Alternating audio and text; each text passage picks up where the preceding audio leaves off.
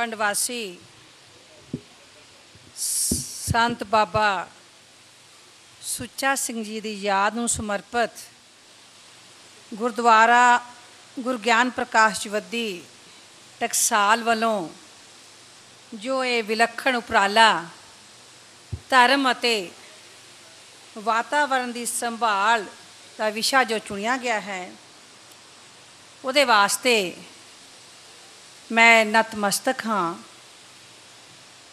ਮੰਚ 'ਤੇ ਸੁਸ਼ੋਭਤ ਅਤੇ ਜਿੰਨੇ ਵੀ ਗਿਆਨਵਾਨ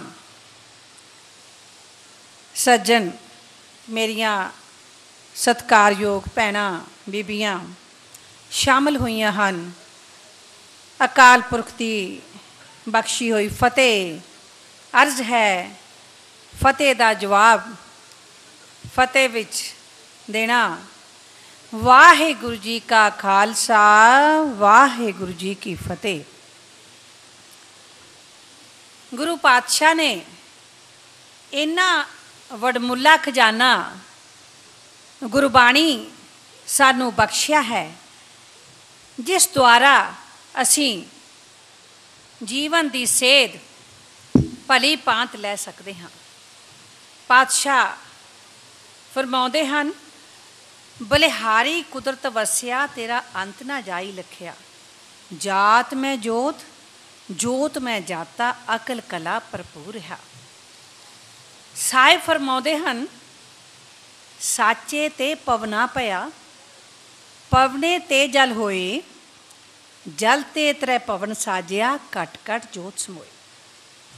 ਇਸ ਸੰਦਰਭ ਵਿੱਚ ਕੁਦਰਤ ਵੱਲੋਂ ਬਖਸ਼ੇ ਮਨੁੱਖ ਦੇ ਜੀਵਨ ਨੂੰ ਰਚਨਾਉਣ ਵਾਲੇ ਕੁਦਰਤੀ ਤੋਹਫੇ, ਜਿਸ ਨੂੰ ਲਾਈਫ ਲਾਈਨ ਕਹਿ ਦਈਏ ਤਾਂ ਅਤਕਥਨੀ ਨਹੀਂ ਹੋਏਗੀ।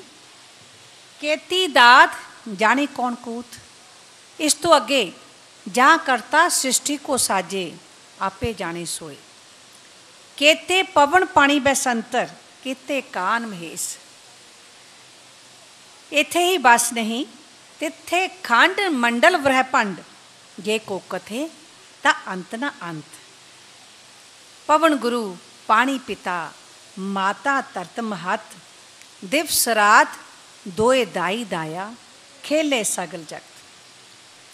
ਹਵਾ ਗੁਰੂ ਹੈ, ਜਲ ਬਾਬਲ, ਧਰਤੀ ਵੱਡੀ ਅਮੜੀ, ਅਤੇ ਦਿਨ ਤੇ ਰੈਣ ਦੋਨੋਂ ਉਪ ਪਿਤਾ ਅਤੇ ਉਪ ਮਾਤਾ ਹਨ, ਜਿਨ੍ਹਾਂ ਦੀ ਗੋਦੀ ਵਿੱਚ ਸਾਰਾ ਜਹਾਨ ਖੇਡਦਾ ਹੈ। ਗੁਰਬਾਣੀ ਨੇ ਮਨੁੱਖ ਨੂੰ ਇਸ ਕੁਦਰਤੀ ਤੋਹਫੇ ਦੀ ਤੁਲਨਾ ਗੁਰੂ ਸਮਾਨ ਪਵਨ ਯਾਨੀ ਹਵਾ, ਜਿਸ ਤੋਂ ਬਿਨਾਂ ਧਰਤੀ 'ਤੇ ਜੀਵਨ ਨਾਮੁਮਕਿਨ ਹੈ, ਪਾਣੀ ਨੂੰ ਪਿਤਾ ਅਤੇ ਧਰਤੀ ਨੂੰ ਮਾਤਾ ਯਾਨੀ ਜਨਮਦਾਤੀ ਜਗ ਜਨਨੀ ਦਾ ਦਰਜਾ ਦਿੱਤਾ। ਕੁਦਰਤ ਦੀਆਂ ਬਖਸ਼ੀਆਂ ਹੋਈਆਂ ਵਡਮੁੱਲੀਆਂ ਦਾਤਾਂ ਜੀਵ ਜੰਤੂਆਂ ਨੂੰ ਦੇ ਕੇ ਉਸ ਨੂੰ ਸਫਲ ਅਤੇ ਖੁਸ਼ਹਾਲ ਜੀਵਨ ਦੀ ਜੁਗਤੀ ਬਖਸ਼ੀ। ਅਮੁੱਲ ਕਰ ਧਰਤੀ ਬੀਜ ਸ਼ਬਦੋ, ਕਰ ਸਾਜ ਕੀ ਆਪ ਨਿਤ ਦੇਹ ਪਾਣੀ। ਨੇਕ ਕਰਮਾਂ ਨੂੰ ਆਪਣਾ ਖੇਤ ਬਣਾ, ਬੀ ਤੂੰ ਬਣਾ ਗੁਰਬਾਣੀ ਨੂੰ, ਅਤੇ ਸੱਚ ਦੇ ਜਲ ਨਾਲ ਸਦੀਵ ਹੀ ਸਿੰਜ।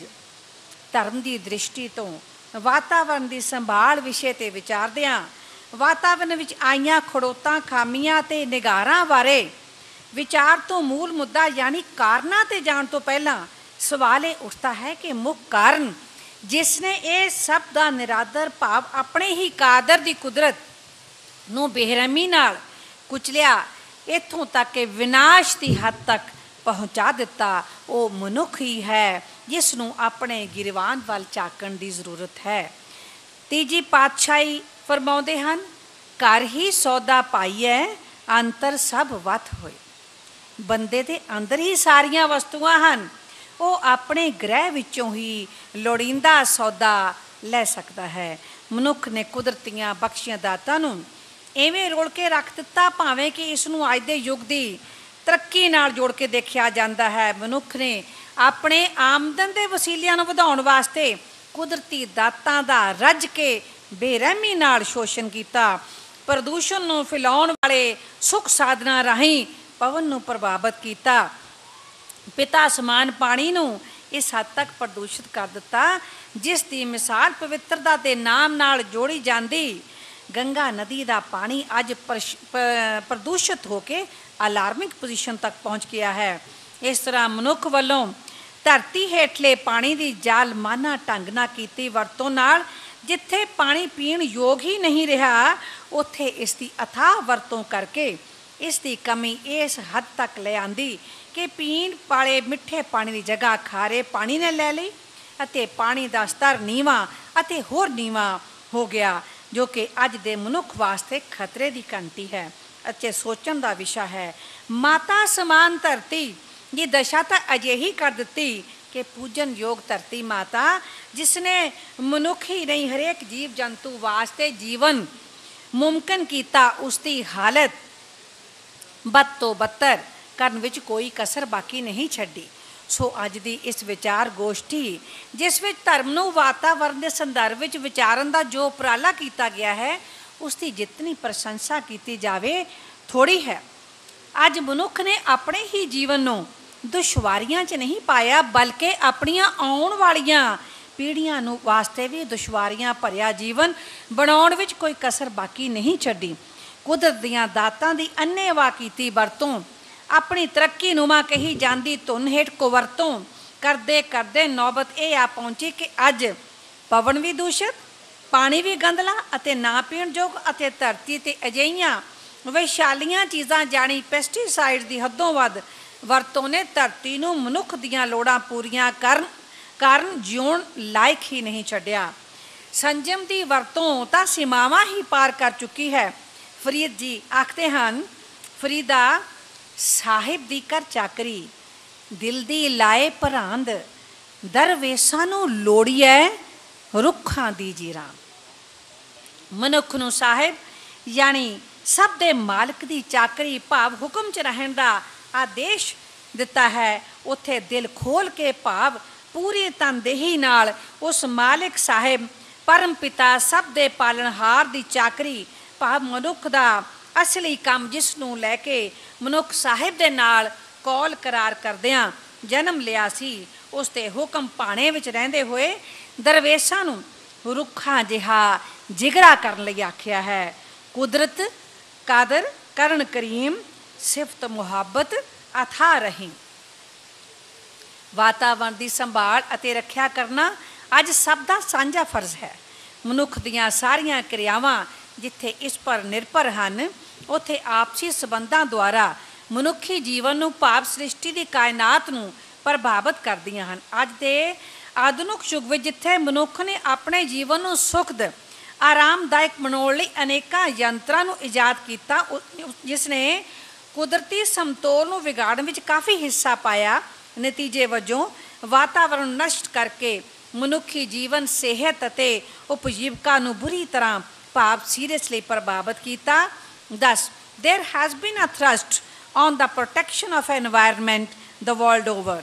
ਜੇਕਰ ਅੱਜ ਦੀ ਪੀੜ੍ਹੀ ਦਾ ਜੀਵਨ ਮਿਆਰ ਯਕੀਨਨ ਬਣਾਉਣਾ ਹੈ ਅਤੇ ਆਉਣ ਵਾਲੀਆਂ ਪੀੜ੍ਹੀਆਂ ਨੂੰ ਵਾਤਾਵਰਣ ਦੇ ਅਸਮਤੋਲ ਦੇ ਖਤਰਿਆਂ ਤੋਂ ਬਚਾਉਣਾ ਹੈ, ਤਾਂ ਕਾਦਰ ਦੀ ਕੁਦਰਤ ਦੇ ਬਖਸ਼ੇ ਅਨਮੋਲ ਖਜ਼ਾਨੇ ਫਲੋਰਾ ਅਤੇ ਫਾਨਾ ਨੂੰ ਉਸੇ ਰੂਪ ਵਿੱਚ ਸੰਭਾਲਣਾ ਹੈ ਜਿਸ ਰੂਪ ਵਿੱਚ ਕੁਦਰਤ ਨੇ ਸਾਨੂੰ ਬਖਸ਼ੇ ਹਨ। ਕੁਦਰਤ ਤਖਤ ਰਚਾਇਆ ਸੱਚ ਨਿਬੇੜਨਹਾਰ। ਈਕੋਸਿਸਟਮ ਦੇ ਬੈਲੈਂਸ ਨੂੰ ਮੇਨਟੇਨ ਕਰਨਾ ਅੱਜ ਦੇ ਸਮੇਂ ਦੀ ਮੁੱਖ ਪੁਕਾਰ ਹੈ। ਇਸ ਦਾ ਕੇਵਲ ਤੇ ਕੇਵਲ ਹੱਲ ਹੈ sustainable development through sustained efforts ਭਾਵ social change and development for sustainable development. Environment law ਦਾ ਮੁੱਖ ਉਦੇਸ਼ ਵੀ ਕੁਦਰਤ ਦੀਆਂ ਬਖਸ਼ੀਆਂ ਦਾਤਾਂ ਪਾਣੀ, ਹਵਾ ਅਤੇ ਧਰਤੀ ਨੂੰ ਪ੍ਰੀਜ਼ਰਵ ਅਤੇ ਪ੍ਰੋਟੈਕਟ ਕਰਕੇ ਹੋਰ ਪ੍ਰਦੂਸ਼ਿਤ ਹੋਣ ਤੋਂ ਬਚਾਉਣਾ ਹੈ। ਪਹਿਲਾ ਪਾਣੀ ਜਿਉ ਹੈ ਜਿਤ ਹਰਿਆ ਸਭ ਹੋਏ। ਕੇਵਲ ਵਿਧਾਨ ਅਤੇ ਕਾਨੂੰਨ ਬਣਾਉਣ ਨਾਲ ਇਸ ਸਥਿਤੀ ਨਾਲ ਨਜਿੱਠਿਆ ਨਹੀਂ ਜਾ ਸਕਦਾ ਜਦ ਤੱਕ ਮਨੁੱਖੀ ਮਨ ਦੀ ਦਸ਼ਾ ਨੂੰ ਬਦਲਿਆ ਨਾ ਜਾਵੇ ਅਤੇ ਨਿਰੰਤਰ ਸਸਟੇਨਡ ਐਫਰਟਸ ਨਾ ਕੀਤੀਆਂ ਜਾਣ। ਅਜਿਹੀ ਭਿਆਨਕ ਸਥਿਤੀ ਨੂੰ ਟੈਕਲ ਕਰਨ ਦੇ ਵਾਸਤੇ ਇਸ ਵਿਸ਼ੇ ਦੀ ਮਹੱਤਤਾ ਅਤੇ ਰੈਲੇਵੈਂਸ ਨੂੰ ਦੇਖਦਿਆਂ ਜੋ ਅੱਜ ਦੀ ਵਿਚਾਰ ਗੋਸ਼ਟੀ ਹੈ, ਉਮੀਦ ਹੈ ਕਿ ਭਾਵਪੂਰਨ ਨਤੀਜੇ ਕੱਢਣ ਵਿੱਚ ਵਡਮੁੱਲਾ ਯੋਗਦਾਨ ਪਾ ਸਕਦੀ ਹੈ। ਸਾਹਿਬ ਦਾ ਫਰਮਾਨ ਹੈ, ਜਬ ਲਗ ਦੁਨੀਆ ਰਹੀਏ ਨਾਨਕ ਕਿਛ ਸੁਣੀਏ ਕਿਛ ਕਹੀਏ। वातावरण की संभाल एक ग्लोबल इशू है। ये किसी एक एरिए या किसी एक नेशन की आइसोलेटेड प्रॉब्लम नहीं है। मुल्क वड्डे होण जां छोटे, तरक्की याफ्ता होण जां तरक्की दीआं बरूहां ते वायुमंडल का प्रभाव एक दूसरी जगह ते पैण तो रोकिया नहीं जा सकता, क्योंकि वगण वालियां हवावां एक हन। जेकर दुनिया के एक खिते विच न्यूक्लियर टेस्ट हो रहा है तो इसका असर बाकी मुल्कां ते सरहदां पार पैना सुभाविक है, रोकिया नहीं जा सकता। खेतीबाड़ी विच वरते कीटनाशक अते होर कैमिकल जो कि रीनो रिवर स्विट्जरलैंड विखे मिलन कारण मिलियन मच्छियां मारिया गईयां अते फैडरल रिपब्लिक जर्मनी अते नीदरलैंड का पीण का पानी प्रदूषित हो गया। निकट जी के सद ही संग कुदरत वरते रूप और रंग। पानी की घाट एक सीरीयस प्रॉब्लम है। असी अपने दरियावां नूं वपारक वस्तु बना के तरक्की की आड़ हेठ तेजी नाल कुदरत वसीलियां का दुरुपयोग कर रहे हैं। उच्चे वड्डे डैमां ने दरियावां के वगदे पानी नूं रोक लगा के फ्री फ्लो रोक दिता है। जो कि पीण योग पानी हुंदा सी उसनूं रोक के नतीजे वजों वड्डे दरियावां की होंद नूं भी खतरा पैदा हो गया है। नतीजे वजों पवित्र नदी गंगा का पानी अद्धा रह गया है अते गंदला हो गया है। वगदे दरिया साडी सभ्यता का चिन्ह हैं। इन्हां हालातां विच कुदरत दीआं वडमुੱਲੀਆਂ दातां वल सेंसीबल अप्रोच संजीदा नज़रिया अपनाउणा जरूरी नहीं बल्कि लाजमी बन गया है। हिमालय तो निकलते दरिया अपने नाल उपजाऊ मिट्टी लैके आउंदे हन, जिस नाल मिट्टी नूं कुदरती तौर ते वध उपजाऊ बनाउंदे हन। तैरी डैम ते बाकी होर प्रबंधां नाल अजिहा होण तो रुक जाएगा ते किसानां नूं जबरदस्ती कैमिकल फर्टिलाइजर की हदों वधेरे वरतों करनी पाएगी, जो कि मनुख वास्ते हानिकारक है। इस नूं बचण वास्ते सानू नीवें हिमालय के हिस्से च दरख्तां की बहुतात करनी चाहिए है, ताकि असीं अपने भारत महान नूं इन्हां दुश्वारियां तो बचा सकीए। अजिहा कारज नूं सानू लोक संघर्ष बनाउणा चाहिए है। वधेरे ध्यान अजिहे दरख्तां नूं उगाउण ते दिता जावे जिन्हां दे चौड़े पत्ते होण, क्योंकि चौड़े पत्तियां वाले दरख्तां दीआं जड़ां वधेरे दूर तक जांदियां हन अते नतीजे वजों पानी नूं वधेरे संभालदियां हन अते ज़मीन की उपजाऊ शक्ति भी वधाउंदियां हन। सूरज की रोशनी ते हवा तो ऊर्जा लैनी अज एक अच्छा शगन है। अजिहा करके जिथे असीं अपनी ऊर्जा शक्ति के सोमे की बचत कर सकते हाँ, उत्थे अपना वित्ती बोझ घटा के भी वातावरण का वडमुੱਲਾ खजाना लुट्टण तो बचा के कौमी सुरक्षा, निजी सुरक्षा अते मनुखी जीवन नूं सुखत बना सकते हाँ। क्योंकि रवायती ऊर्जा के स्रोत सीमित हैं, इस करके गैर रवायती ऊर्जा के स्रोतां नूं उत्साहित करना चाहिए है। भविख की वधदी मंग की पूर्ति वास्ते साफ सुथरा प्रदूषण रहित वातावरण प्रदान करने के वास्ते अज के समाज नूं कुदरती अते विਉਂਤ योग ऊर्जा नूं तरजीह देनी चाहिए है। दुनिया भर दीआं कंपनियां ने सोलर हीटिंग नूं वड्डी मात्रा विच इस्तेमाल करके तेल की लोड़ की पूर्ति वास्ते बाहरलियां ते निर्भरता का बदल लभ्या है। अजिहा करके उन्होंने आम आदमी वास्ते यूजर फ्रेंडली अते मोस्ट कॉस्ट इफेक्टिव मैयर ते अल्टरनेटिव एनर्जी के तौर पर देखा है। वातावरण की समस्या अज एक गंभीर समस्या है, जिसका कारण औद्योगिकरण, शहरीकरण, वसों का वाधा, गरीबी, कुदरती साधना का घाण, पुरातन रिवायती ऊर्जा साधना तो तिलांजलि जिसने कुदरती साधना का घाण करने में अपने अपने ढंग नाल योगदान पाया है। प्रोफैसर पारस दीवान का कहना है, असी प्रदूषण नूं प्यार करन वालियां कौमां हाँ, क्योंकि असी रब नूं भी उच्चियां आवाज़ां लाउड स्पीकरां नाल सुणाउंदे हाँ। त्योहारां अते विआहां दे मौकिਆਂ ते भी प्रदूषण नूं दूण सवाया करदे हाँ। मुर्दा शरीरां नूं दरियावां दी भेंट करदे हाँ। मनुखी लोड़ां दी पूर्ति वास्ते जंगलां दा ग्रीन कवर दा अंधाधुंध नाश कर रहे हाँ। मानयोग सुप्रीम कोर्ट ने कई इतिहासक फैसलों राही यह प्रगटावा किया है कि मनुख ने तकनीकी अते साइंटिफिक तरक्की दौरान बिना सोचे समझे अते अमुक साधना का शोषण किया है। मिसाल के तौर पर MC Mehta versus union of India 1991 ਅਤੇ Shri Sachidanand Pandey versus state of West Bengal AIR 1987 ਵਿੱਚ ਅਜਿਹਾ ਪ੍ਰਗਟਾਵਾ ਕੀਤਾ ਹੈ। ਬਿਨਾਂ ਸ਼ੱਕ ਸਿਹਤਮੰਦ ਵਾਤਾਵਰਨ 'ਚ ਰਹਿਣਾ ਹਰ ਇੱਕ ਮਨੁੱਖ ਦਾ ਮੌਲਿਕ ਅਧਿਕਾਰ ਹੈ। ਮੁਲਕ ਭਰ ਵਿੱਚ ਅੱਤ ਦੀ ਗਰੀਬੀ ਨਾਲ ਨਜਿੱਠਣ ਵਾਸਤੇ ਤਰੱਕੀਨੁਮਾ ਤਰੀਕਿਆਂ 'ਚ ਵਾਧਾ ਜ਼ਰੂਰੀ ਹੈ, ਪਰ ਅਜਿਹਾ ਵਾਤਾਵਰਨ ਨੂੰ ਖਤਰੇ 'ਚ ਪਾ ਕੇ ਅੱਜ ਦੀ ਪੀੜ੍ਹੀ ਦਾ ਹੀ ਨਹੀਂ ਸਗੋਂ ਆਉਣ ਵਾਲੀਆਂ ਪੀੜ੍ਹੀਆਂ ਲਈ ਵੀ ਖਤਰੇ ਦੀ ਘੰਟੀ ਬਣ ਗਿਆ ਹੈ। ਸਸਟੇਨੇਬਲ ਐਫਰਟ ਸਮੇਂ ਦੀ ਪੁਕਾਰ ਹੈ। ਅਜਿਹੀ ਤਰੱਕੀ ਜਿਸ ਵਿੱਚ ਕੁਦਰਤੀ ਸਾਧਨਾਂ ਦਾ ਸੰਜਮ ਭਰਿਆ ਇਸਤੇਮਾਲ, ਭਾਵ ਅਜਿਹੀ ਡਿਵੈਲਪਮੈਂਟ ਜਿਸ ਦੁਆਰਾ ਵਰਤਮਾਨ ਦੀਆਂ ਲੋੜਾਂ ਦੀ ਪੂਰਤੀ ਭਵਿੱਖ ਦੀਆਂ ਨਸਲਾਂ ਦੀ ਕਾਸਟ 'ਤੇ ਨਾ ਕੀਤੀ ਜਾਵੇ। ਅਜਿਹਾ ਪ੍ਰਗਟਾਵਾ world commission on environment and development ਨੇ ਕੀਤਾ ਹੈ, ਜੋ ਕਿ ਵਿਸ਼ਵ ਸ਼ਾਂਤੀ, ਤਰੱਕੀ ਅਤੇ ਵਾਤਾਵਰਨ ਆਪਸ ਵਿੱਚ ਇੱਕ ਦੂਸਰੇ 'ਤੇ ਨਿਰਭਰ ਹਨ, ਬਲਕਿ ਨਾ ਜੁਦਾ ਹੋਣ ਵਾਲੇ ਹਨ। ਸਿਹਤਮੰਦ ਵਾਤਾਵਰਨ ਅਤੇ ਆਰਥਿਕ ਤਰੱਕੀ ਆਪਸ ਵਿੱਚ ਇੱਕ ਦੂਸਰੇ 'ਤੇ ਨਿਰਭਰ ਹੈ। ਅਜਿਹਾ ਡਿਵੈਲਪ ਅਤੇ ਡਿਵੈਲਪਿੰਗ ਦੋਹਾਂ ਪ੍ਰਕਾਰ ਦੇ ਮੁਲਕਾਂ ਵਿੱਚ ਹੈ। ਗਰੀਬੀ ਸਭ ਤੋਂ ਵਰਸਟ ਟਾਈਪ ਆਫ ਪ੍ਰਦੂਸ਼ਣ ਹੈ। ਗਰੀਬ ਵਿਅਕਤੀ ਜਿਸ ਨੂੰ 2 ਵਕਤ ਦੀ ਰੋਟੀ ਆਪਣੇ ਪੇਟ ਦੀ ਅੱਗ ਬੁਝਾਉਣ ਦਾ ਫਿਕਰ ਬਣਿਆ ਰਹਿੰਦਾ ਹੈ, ਉਹ ਭਲਾ ਕਿਵੇਂ ਸੁਖਾਵੇ ਵਾਤਾਵਰਨ ਬਾਰੇ ਸੋਚ ਸਕਦਾ ਹੈ। ਵਾਤਾਵਰਨ ਦਾ ਕਿੰਨਾ ਹੀ ਸ਼ੋਸ਼ਣ ਕਿਉਂ ਨਾ ਹੋ ਜਾਵੇ, ਕਿਉਂਕਿ ਉਸ ਦੀ ਪਹਿਲ ਇਹ ਨਹੀਂ ਹੈ ਅਤੇ ਨਾ ਹੀ ਇਸ ਹੱਦ ਤੱਕ ਉਸ ਦੀ ਜਾਣਕਾਰੀ ਹੈ। ਇਸ ਦੇ ਉਲਟ ਡਿਵੈਲਪਡ ਮੁਲਕਾਂ ਦਾ ਪ੍ਰਦੂਸ਼ਣ, ਵਾਧੂ ਉਤਪਾਦਨ, ਨਿਊਕਲੀਅਰ ਰੇਡੀਏਸ਼ਨ, ਸਾਧਨਾਂ ਦਾ ਓਵਰ ਐਕਸਪਲੋਇਟੇਸ਼ਨ, ਉਦਯੋਗਾਂ ਦਾ ਪ੍ਰਦੂਸ਼ਣ ਆਦਿ ਹਨ। ਇਸ ਸਦੀ ਦੇ ਦੂਸਰੇ ਅੱਧ ਵਿੱਚ ਸਾਰੇ ਹੀ ਮੁਲਕਾਂ 'ਚ ਤਰੱਕੀ ਦੀ ਰਫ਼ਤਾਰ ਵਧੀ ਹੈ, ਪਰ ਮਨੁੱਖ ਨੇ ਜੋ ਹਰਬੇ ਵਰਤੇ ਹਨ, ਸਮੱਸਿਆ ਦੂਣ ਸਵਾਈ ਹੋਈ ਹੈ। ਪ੍ਰਾਚੀਨ ਕਾਲ ਵਿੱਚ ਕੌਟਲਿਆ ਦੇ ਅਰਥ ਸ਼ਾਸਤਰ ਵਿੱਚ ਵਾਤਾਵਰਨ ਦੀ ਰੱਖਿਆ ਹਰੇਕ ਜੀਵ ਦਾ ਧਾਰਮਿਕ ਫਰਜ਼ ਹੁੰਦਾ ਸੀ ਅਤੇ ਲੋਕ ਕੁਦਰਤੀ ਵਸੀਲਿਆਂ ਦੀ ਪੂਜਾ ਕਰਦੇ ਸਨ, ਜਿਵੇਂ ਧਰਤੀ, ਪਾਣੀ, ਹਵਾ, ਅਗਨੀ ਅਤੇ ਬ੍ਰਹਮੰਡ ਦੀ ਪੂਜਾ। ਜੀਵ ਹੱਤਿਆ ਪਾਪ ਸਮਝਿਆ ਜਾਂਦਾ ਸੀ ਅਤੇ ਬਨਸਪਤੀ ਨੂੰ ਖਰਾਬ ਹੋਣ ਨਹੀਂ ਸੀ ਦਿੱਤਾ ਜਾਂਦਾ। ਪਾਣੀ ਬਾਰੇ ਇਹ ਧਾਰਨਾ ਸੀ ਕਿ ਪਵਿੱਤਰ ਜਲ ਕਈ ਬਿਮਾਰੀਆਂ ਅਤੇ ਦੁੱਖਾਂ ਦਾ ਨਿਵਾਰਨ ਕਰਦਾ ਹੈ। ਜੀਵਾਂ ਨਾਲ ਜ਼ਾਲਮਾਨਾ ਵਿਵਹਾਰ ਨਿੰਦਣਯੋਗ ਸੀ। ਧਾਰਨਾ ਇਸ ਪ੍ਰਕਾਰ ਸੀ ਕਿ ਜੋ ਜੀਵ ਹੱਤਿਆ ਕਰੇਗਾ ਉਹ ਉਤਨੀ ਵਾਰ ਜੰਮੇ ਮਰੇਗਾ ਜਿੰਨਾ ਕਿ ਉਸ ਜੀਵ ਦੇ ਸਰੀਰ ਦੇ ਉੱਪਰ ਵਾਲਾਂ ਦੀ ਗਿਣਤੀ ਸੀ, ਅਤੇ ਮਰਨ ਉਪਰੰਤ ਵੀ ਉਸ ਨੂੰ ਸ਼ਾਂਤੀ ਨਹੀਂ ਮਿਲ ਸਕਦੀ। ਕੁਝ ਦਰਖਤ ਵੀ ਪੂਜਣਯੋਗ ਸਨ ਜਿਸ ਨੂੰ ਕੱਟਣਾ ਗੁਨਾਹ ਸਮਝਿਆ ਜਾਂਦਾ ਸੀ, ਜਿਵੇਂ ਪਿੱਪਲ, ਨਿੰਮ, ਬੇਲ, ਬੇਰ ਆਦਿ। ਹਰ ਘਰ ਵਿੱਚ ਤੁਲਸੀ ਦਾ ਬੂਟਾ ਇੱਕ ਅੱਛਾ ਸ਼ਗਨ ਸਮਝਿਆ ਜਾਂਦਾ ਸੀ।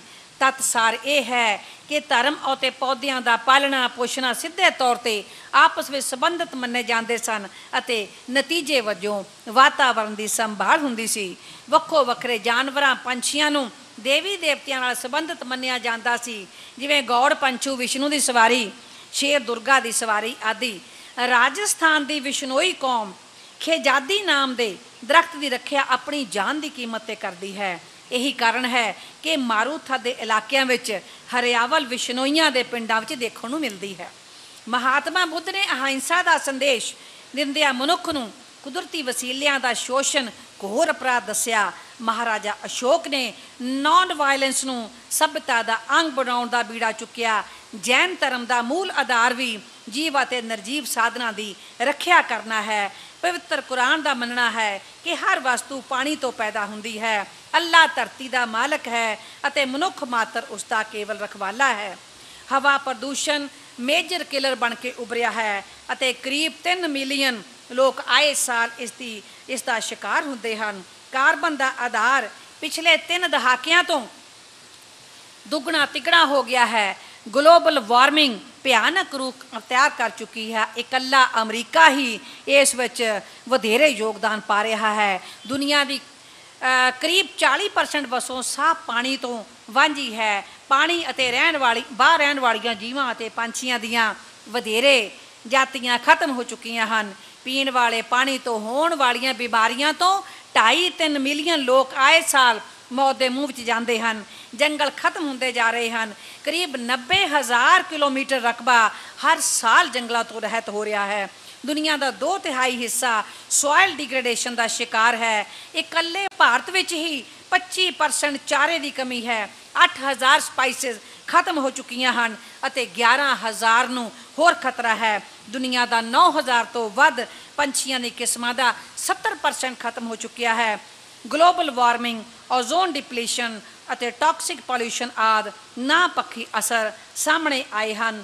ਦਰਿਆ ਪ੍ਰਦੂਸ਼ਿਤ ਹੋਣ ਦੇ ਨਾਲ ਨਾਲ ਡੀਫੋਰੈਸਟੇਸ਼ਨ ਲਗਾਤਾਰ ਵੱਧ ਰਹੀ ਹੈ। ਸੋਲਿਡ ਵੇਸਟ, ਵੱਡੇ ਸ਼ਹਿਰਾਂ ਦਾ ਆਵਾਜ਼ ਪ੍ਰਦੂਸ਼ਣ ਅਤੇ ਹਵਾਵਾਂ ਦੁਆਰਾ ਧਰਤੀ ਦਾ ਲਗਾਤਾਰ ਖੁਰਨਾ ਅੱਜ ਖਤਰੇ ਦੇ ਨਿਸ਼ਾਨ ਤੋਂ ਉੱਪਰ ਪਹੁੰਚ ਗਿਆ ਹੈ।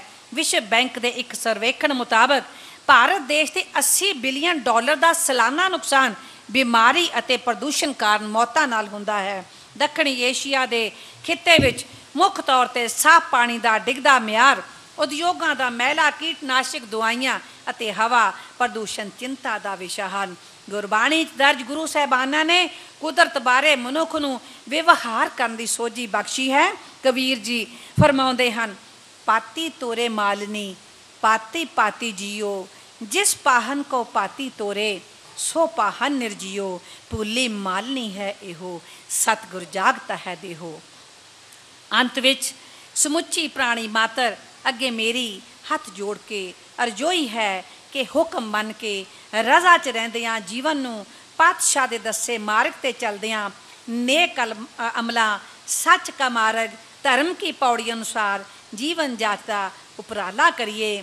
ਤੇਰੀ ਕੁਦਰਤ ਤੂੰ ਹੈ ਜਾਣੇ ਔਰ ਨਾ ਦੂਜਾ ਜਾਣੇ, ਜਿਸ ਨੂੰ ਕਿਰਪਾ ਕਰੇ ਮੇਰੇ ਪਿਆਰੇ, ਸੋਈ ਤੁਝੇ ਪਛਾਣੇ।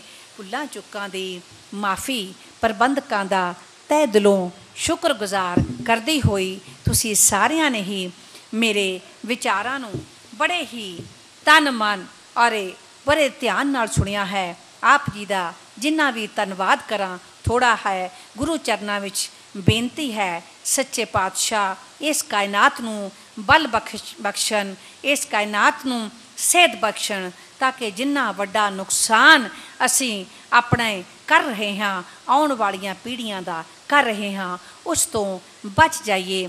ਮੈਂ ਨੰਨੀ ਛਾਂ ਵੱਲੋਂ ਆਪ ਸਭ ਨੂੰ ਇੱਕ ਮੈਸੇਜ ਦੇ ਕੇ ਮੰਚ ਤੋਂ ਆਪ ਜੀ ਤੋਂ ਅਲਵਿਦਾ ਲਵਾਂਗੀ ਕਿ ਹਰ ਪ੍ਰਾਣੀ ਘੱਟੋ ਘੱਟ ਇੱਕ ਪੌਦਾ ਜ਼ਰੂਰ ਲਾਓ, 1 ਤੋਂ 5 ਤੱਕ ਲਾਓ ਅਤੇ ਧਨ ਹੋ ਜਾਓਗੇ। ਕੇਵਲ ਇਹੀ ਹਨ ਜੋ ਪਾਣੀ ਦੀ ਕਮੀ ਨੂੰ ਰੋਕ ਸਕਦੇ ਹਨ। ਇਹੋ ਹੈ ਜੋ ਵਾਤਾਵਰਨ ਨੂੰ ਹੋਰ ਖਰਾਬ ਹੋਣ ਤੋਂ ਬਚਾ ਸਕਦੇ ਹਾਂ। ਸੋ ਮੈਂ ਆਪ ਜੀ ਨੂੰ ਸੁਨੇਹਾ ਦੇ ਕੇ ਜਾ ਰਹੀ ਹਾਂ। ਉਮੀਦ ਹੈ ਕਿ ਜ਼ਰੂਰ ਤੁਸੀਂ ਮੇਰੀ ਬੇਨਤੀ ਸਵੀਕਾਰ ਕਰੋਗੇ। ਇੱਕ ਵਾਰ ਫੇਰ ਬਾਬਾ ਜੀ ਦਾ, ਪ੍ਰਬੰਧਕਾਂ ਦਾ ਤਹਿ ਦਿਲੋਂ ਸ਼ੁਕਰਗੁਜ਼ਾਰ ਕਰਦੀ ਹੋਈ ਫਤਿਹ ਅਰਜ਼ ਹੈ। ਵਾਹਿਗੁਰੂ ਜੀ ਕਾ ਖਾਲਸਾ, ਵਾਹਿਗੁਰੂ ਜੀ ਕੀ ਫਤਿਹ। ਧੰਨਵਾਦ।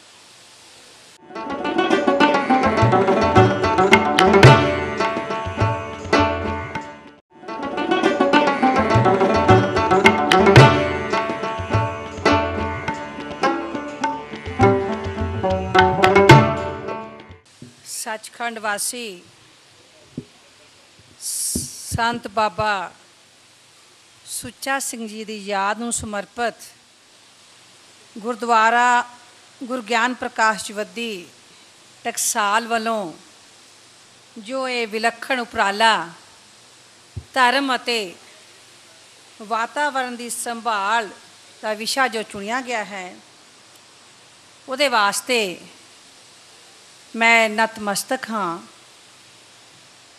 ਮੰਚ 'ਤੇ ਸੁਸ਼ੋਭਤ ਅਤੇ ਜਿੰਨੇ ਵੀ ਗਿਆਨਵਾਨ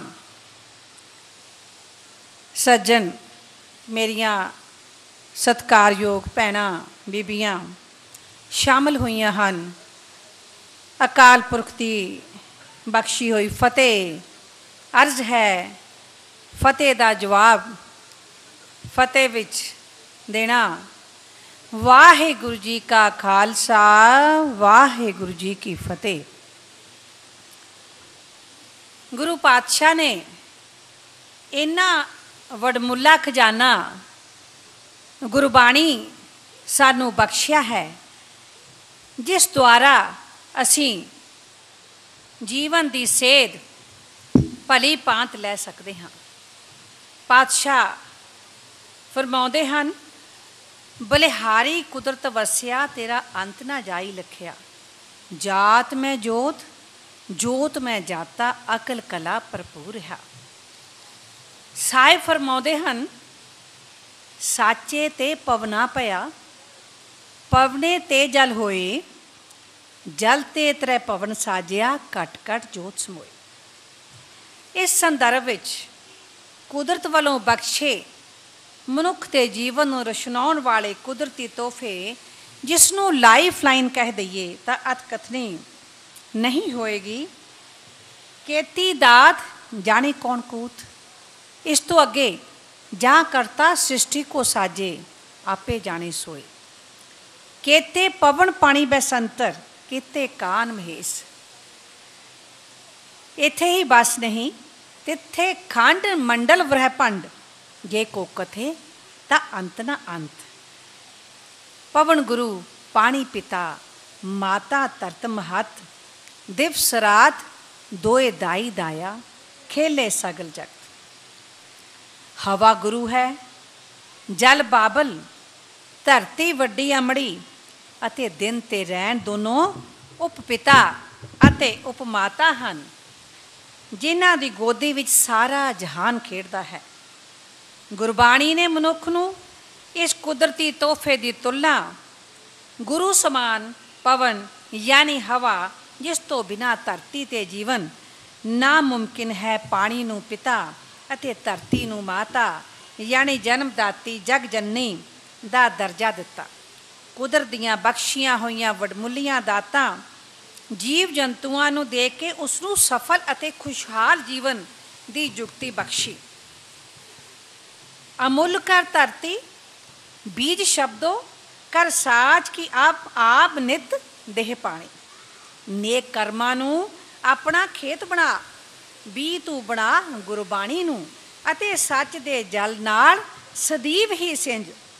धर्म की दृष्टि तो वातावरण की संभाल विषय ते विचारदियां वातावरण विच आईयां खड़ोतां, खामियां ते निगारां बारे विचार तो मूल मुद्दा यानी कारणा ते जाण तो पहला सवाल ये उठता है कि मुख कारण जिसने ये सब का निरादर भाव अपने ही कादर की कुदरत नूं बेरहमी नाल कुचलिया, इत्थों तक कि विनाश की हद तक पहुँचा दिता, वो मनुख ही है जिसनूं अपने गिरवान वाल झाकण की जरूरत है। तीजी पातशाही फरमाउंदे हन, घर ही सौदा पाईए अंतर सब वत होए। बंदे दे अंदर ही सारियां वस्तुआं हन, वो अपने ग्रह विचों ही लोड़ींदा सौदा लै सकता है। मनुख ने कुदरतियां बख्शियां दातां नूं इवें रोल के रख दिता, भावें कि इस नूं अज दे युग दी तरक्की नाल जोड़ के देखिया जांदा है। मनुख ने अपने आमदन दे वसीलियां नूं वधाउण वास्ते कुदरती दातां दा रज के बेरहमी नाल शोषण कीता। प्रदूषण नूं फैलाउण वाले सुख साधना राहीं पवन नूं प्रभावित किया। पिता समान पानी नूं इस हद तक प्रदूषित कर दिता, जिस दी मिसाल पवित्रता के नाम नाल जोड़ी जाती। गंगा नदी का पानी अज प्रदूषित होके अलार्मिंग पोजीशन तक पहुँच गया है।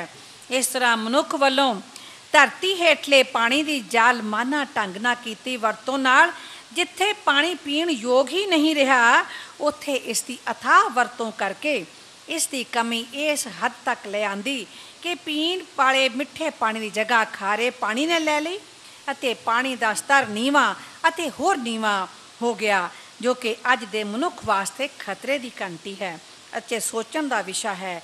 माता समान धरती ये दशा तो अजिही कर दी कि पूजन योग धरती माता, जिसने मनुख ही नहीं हरेक जीव जंतु वास्ते जीवन मुमकिन किया, उसकी हालत बद तो बदतर करन विच कोई कसर बाकी नहीं छड्डी। सो अज दी इस विचार गोष्ठी जिस विच धर्म नूं वातावरण के संदर्भ विच विचारन का जो उपराला किया गया है, उसकी जितनी प्रशंसा की जाए थोड़ी है।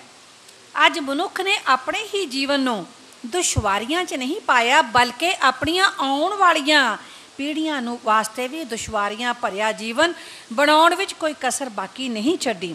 कुदरत दियां दातां दी अन्नेवाह कीती वरतों, अपनी तरक्की नुमा कही जाती धुन हेठ कुवरतों करदे करदे नौबत यह आ पहुंची कि अज पवन भी दूषित, पानी भी गंदला अते ना पीण जोग अते धरती ते अजिहियां ਵਿਸ਼ਾਲੀਆਂ ਚੀਜ਼ਾਂ ਜਾਣੀ ਪੈਸਟੀਸਾਈਡ ਦੀ ਹੱਦੋਂ ਵੱਧ ਵਰਤੋਂ ਨੇ ਧਰਤੀ ਨੂੰ ਮਨੁੱਖ ਦੀਆਂ ਲੋੜਾਂ ਪੂਰੀਆਂ ਕਾਰਨ ਜਿਉਣ ਲਾਇਕ ਹੀ ਨਹੀਂ ਛੱਡਿਆ।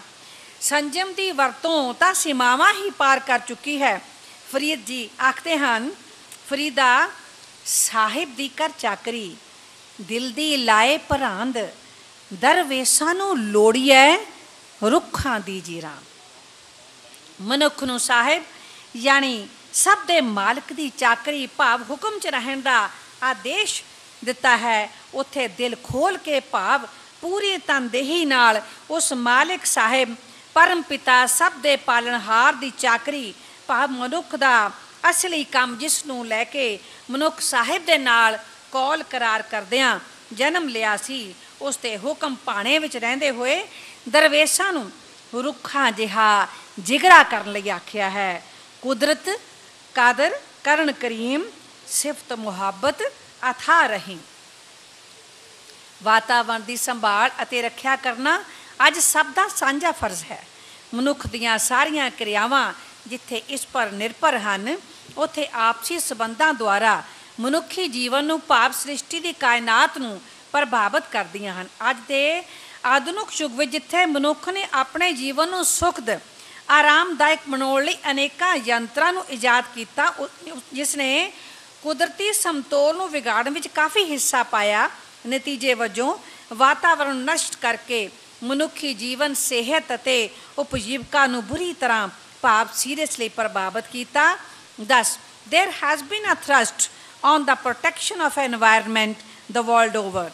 ਜੇਕਰ ਅੱਜ ਦੀ ਪੀੜ੍ਹੀ ਦਾ ਜੀਵਨ ਮਿਆਰ ਯਕੀਨਨ ਬਣਾਉਣਾ ਹੈ ਅਤੇ ਆਉਣ ਵਾਲੀਆਂ ਪੀੜ੍ਹੀਆਂ ਨੂੰ ਵਾਤਾਵਰਣ ਦੇ ਅਸਮਤੋਲ ਦੇ ਖਤਰਿਆਂ ਤੋਂ ਬਚਾਉਣਾ ਹੈ, ਤਾਂ ਕਾਦਰ ਦੀ ਕੁਦਰਤ ਦੇ ਬਖਸ਼ੇ ਅਨਮੋਲ ਖਜ਼ਾਨੇ ਫਲੋਰਾ ਅਤੇ ਫਾਨਾ ਨੂੰ ਉਸੇ ਰੂਪ ਵਿੱਚ ਸੰਭਾਲਣਾ ਹੈ ਜਿਸ ਰੂਪ ਵਿੱਚ ਕੁਦਰਤ ਨੇ ਸਾਨੂੰ ਬਖਸ਼ੇ ਹਨ।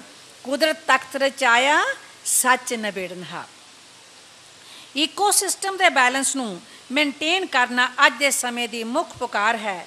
ਇਸ ਦਾ ਕੇਵਲ ਤੇ ਕੇਵਲ ਹੱਲ ਹੈ sustainable development through sustained efforts ਭਾਵ social change and development for sustainable development. Environment law ਦਾ ਮੁੱਖ ਉਦੇਸ਼ ਵੀ ਕੁਦਰਤ ਦੀਆਂ ਬਖਸ਼ੀਆਂ ਦਾਤਾਂ ਪਾਣੀ, ਹਵਾ ਅਤੇ ਧਰਤੀ ਨੂੰ ਪ੍ਰੀਜ਼ਰਵ ਅਤੇ ਪ੍ਰੋਟੈਕਟ ਕਰਕੇ ਹੋਰ ਪ੍ਰਦੂਸ਼ਿਤ ਹੋਣ ਤੋਂ ਬਚਾਉਣਾ ਹੈ। ਪਹਿਲਾ ਪਾਣੀ ਜਿਉ ਹੈ ਜਿਤ ਹਰਿਆ ਸਭ ਹੋਏ। ਕੇਵਲ ਵਿਧਾਨ ਅਤੇ ਕਾਨੂੰਨ ਬਣਾਉਣ ਨਾਲ ਇਸ ਸਥਿਤੀ ਨਾਲ ਨਜਿੱਠਿਆ ਨਹੀਂ ਜਾ ਸਕਦਾ ਜਦ ਤੱਕ ਮਨੁੱਖੀ ਮਨ ਦੀ ਦਸ਼ਾ ਨੂੰ ਬਦਲਿਆ ਨਾ ਜਾਵੇ ਅਤੇ ਨਿਰੰਤਰ ਸਸਟੇਨਡ ਐਫਰਟਸ ਨਾ ਕੀਤੀਆਂ ਜਾਣ। ਅਜਿਹੀ ਭਿਆਨਕ ਸਥਿਤੀ ਨੂੰ ਟੈਕਲ ਕਰਨ ਦੇ ਵਾਸਤੇ ਇਸ ਵਿਸ਼ੇ ਦੀ ਮਹੱਤਤਾ ਅਤੇ ਰੈਲੇਵੈਂਸ ਨੂੰ ਦੇਖਦਿਆਂ ਜੋ ਅੱਜ ਦੀ ਵਿਚਾਰ ਗੋਸ਼ਟੀ ਹੈ, ਉਮੀਦ ਹੈ ਕਿ ਭਾਵਪੂਰਨ ਨਤੀਜੇ ਕੱਢਣ ਵਿੱਚ ਵਡਮੁੱਲਾ ਯੋਗਦਾਨ ਪਾ ਸਕਦੀ ਹੈ। ਸਾਹਿਬ ਦਾ ਫਰਮਾਨ ਹੈ, ਜਬ ਲਗ ਦੁਨੀਆ ਰਹੀਏ ਨਾਨਕ ਕਿਛ ਸੁਣੀਏ ਕਿਛ ਕਹੀਏ। ਵਾਤਾਵਰਣ ਦੀ ਸੰਭਾਲ ਇੱਕ ਗਲੋਬਲ ਇਸ਼ੂ ਹੈ। ਇਹ ਕਿਸੇ ਇੱਕ ਏਰੀਏ ਜਾਂ ਕਿਸੇ ਇੱਕ ਨੇਸ਼ਨ ਦੀ ਆਈਸੋਲੇਟਡ ਪ੍ਰੋਬਲਮ ਨਹੀਂ ਹੈ।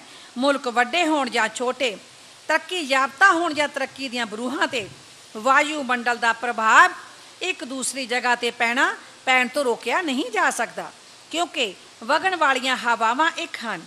ਜੇਕਰ ਦੁਨੀਆ ਦੇ ਇੱਕ ਖਿੱਤੇ ਵਿੱਚ ਨਿਊਕਲੀਅਰ ਟੈਸਟ ਹੋ ਰਿਹਾ ਹੈ ਤਾਂ ਇਸ ਦਾ ਅਸਰ ਬਾਕੀ ਮੁਲਕਾਂ 'ਤੇ ਸਰਹੱਦਾਂ ਪਾਰ ਪੈਣਾ ਸੁਭਾਵਿਕ ਹੈ, ਰੋਕਿਆ ਨਹੀਂ ਜਾ ਸਕਦਾ। ਖੇਤੀਬਾੜੀ ਵਿੱਚ ਵਰਤੇ ਕੀਟਨਾਸ਼ਕ ਅਤੇ ਹੋਰ ਕੈਮੀਕਲ ਜੋ ਕਿ ਰੀਨੋ ਰਿਵਰ ਸਵਿਟਜ਼ਰਲੈਂਡ ਵਿਖੇ ਮਿਲਣ ਕਾਰਨ ਮਿਲੀਅਨ ਮੱਛੀਆਂ ਮਾਰੀਆਂ ਗਈਆਂ ਅਤੇ ਫੈਡਰਲ ਰਿਪਬਲਿਕ ਜਰਮਨੀ ਅਤੇ ਨੀਦਰਲੈਂਡ ਦਾ ਪੀਣ ਦਾ ਪਾਣੀ ਪ੍ਰਦੂਸ਼ਿਤ ਹੋ ਗਿਆ।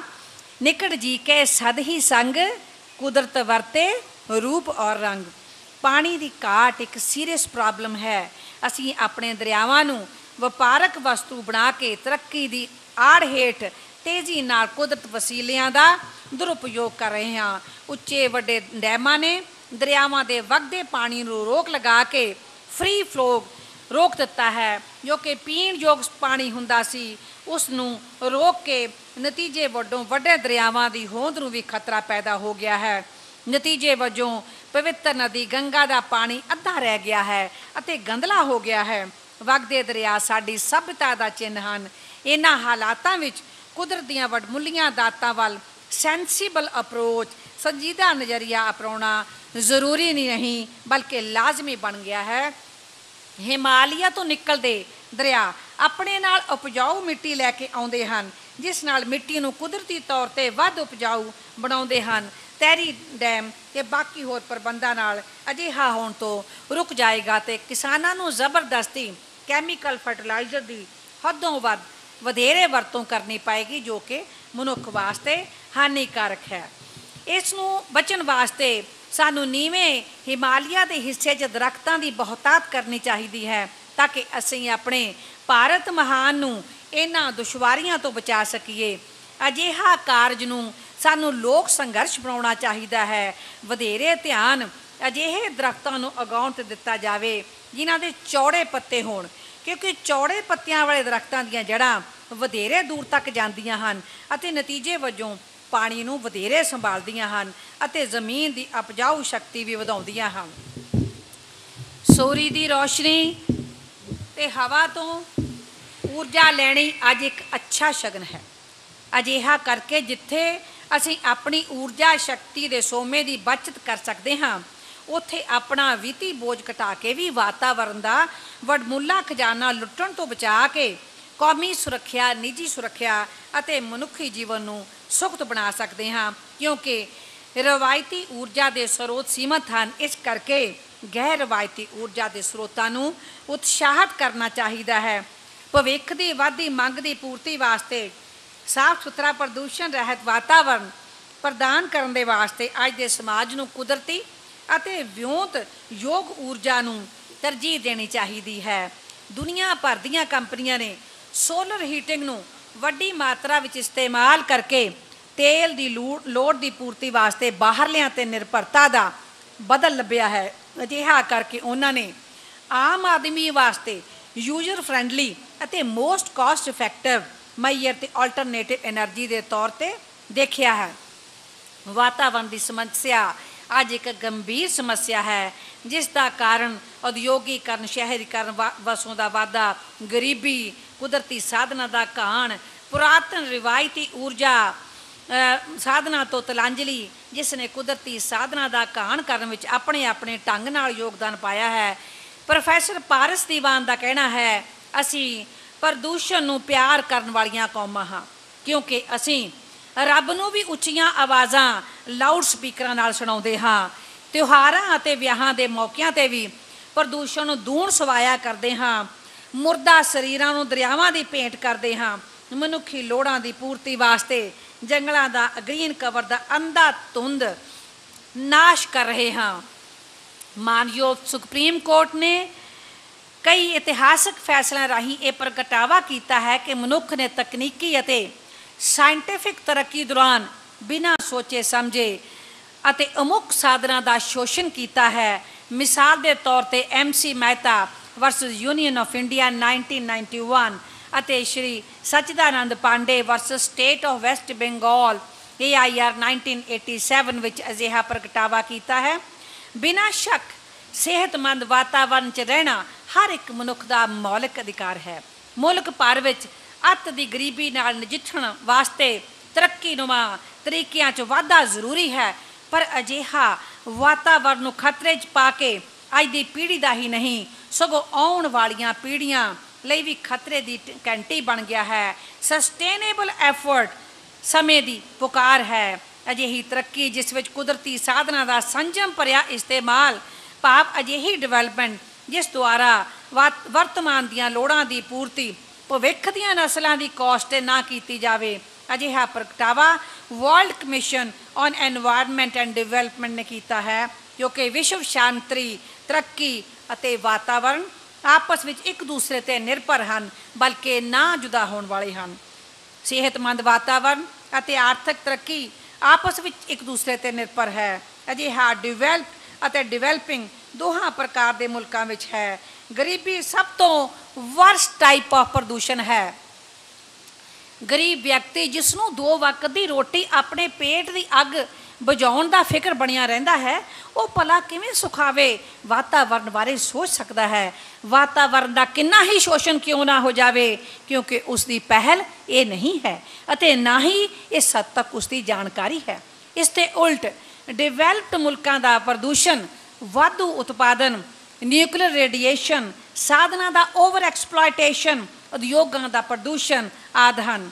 ਇਸ ਸਦੀ ਦੇ ਦੂਸਰੇ ਅੱਧ ਵਿੱਚ ਸਾਰੇ ਹੀ ਮੁਲਕਾਂ 'ਚ ਤਰੱਕੀ ਦੀ ਰਫ਼ਤਾਰ ਵਧੀ ਹੈ, ਪਰ ਮਨੁੱਖ ਨੇ ਜੋ ਹਰਬੇ ਵਰਤੇ ਹਨ, ਸਮੱਸਿਆ ਦੂਣ ਸਵਾਈ ਹੋਈ ਹੈ।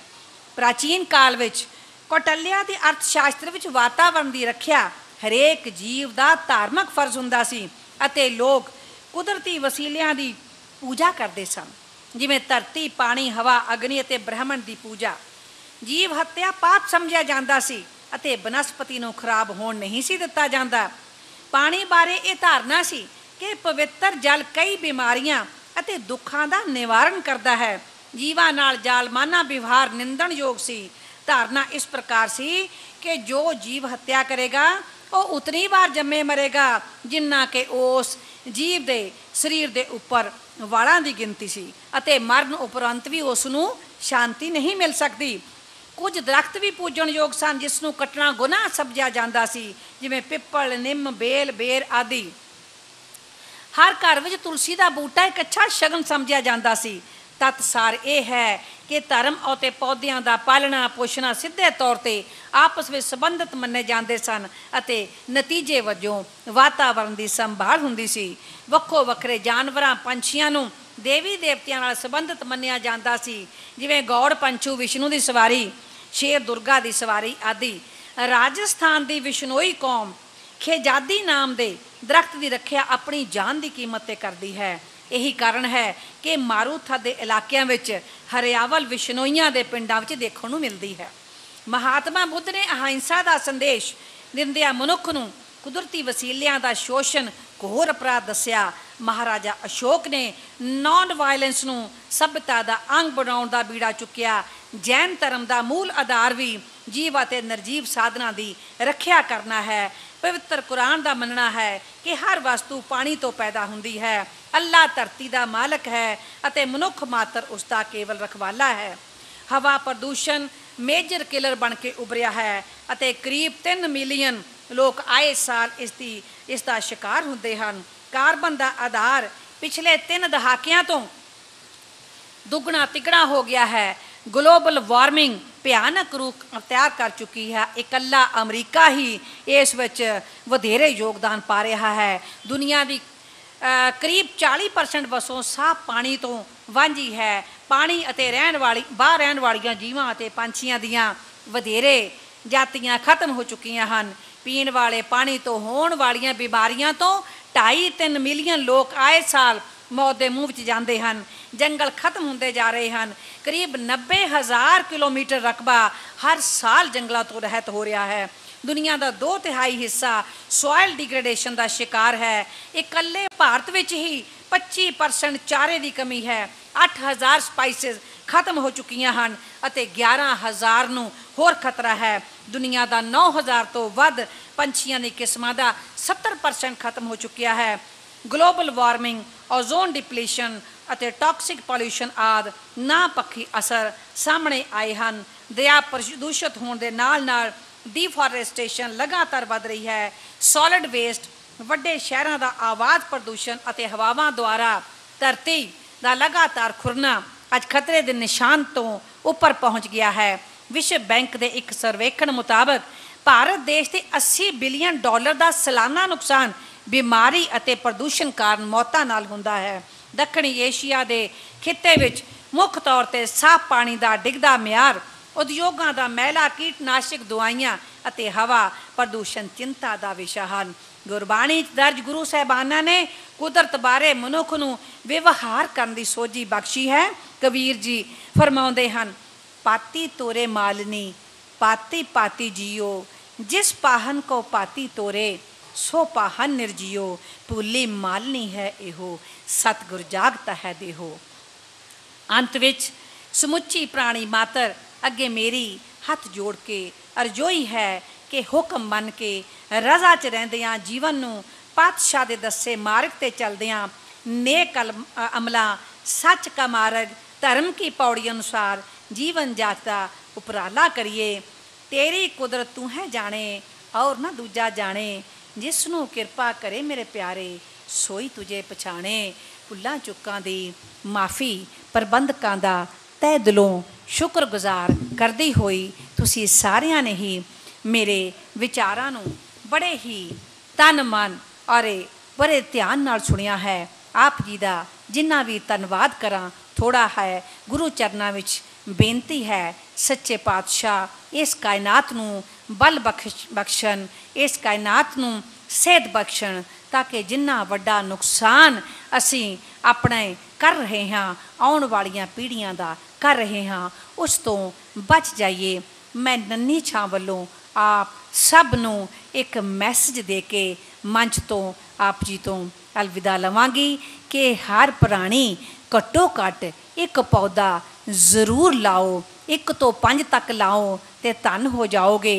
केवल यही हैं जो पानी की कमी नूं रोक सकते हैं, इहो है जो वातावरण नूं होर खराब होने तो बचा सकते हाँ। सो मैं आप जी नूं सुनेहा दे के जा रही हाँ। उम्मीद है कि ज़रूर तुसीं मेरी बेनती स्वीकार करोगे। एक बार फिर बाबा जी का प्रबंधकां दा तहे दिलों शुक्रगुजार करती हुई फतेह अर्ज है। वाहिगुरु जी का खालसा, वाहिगुरु जी की फतेह। धन्यवाद।